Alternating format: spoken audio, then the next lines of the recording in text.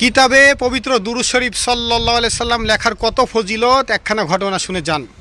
আল কৌলুল বদি কিতাবে বর্ণিত রয়েছেন। হজরত জাফর ইবনে আবদুল্লাহ রহমতুল্লাহি আলাইহি উনার থেকে বর্ণিত, তিনি বলেন যে আমার এক বন্ধু হজরত আবু জুরাহ রহমতুল্লাহি আলাইহি, তিনি ইন্তেকালের পর আমি স্বপ্নে ওনাকে দেখলাম, তিনি আসমানে সমস্ত ফেরেশতা আলাইহিমুসসালাম ওনাদের ইমাম হয়ে নামাজ পড়াচ্ছেন। আমি ওনাকে জিজ্ঞেস করলাম, হে আবু জুরাহ রহমতুল্লাহি আলাইহি, আপনি এত ফজিলত কিভাবে হাসিল করলেন যে আপনি সমস্ত ফেরেশতা ওনাদের ইমাম হয়ে নামাজ পড়াচ্ছেন?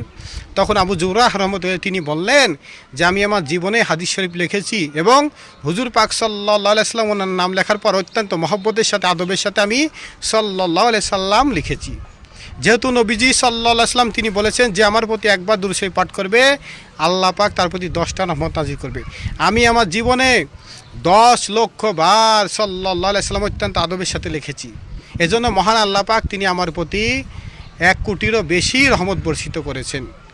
এজন্যই মহান আল্লাহ পাক তিনি আমাকে এই মাকাম হাসিল করেছে। সুবহানাল্লাহ।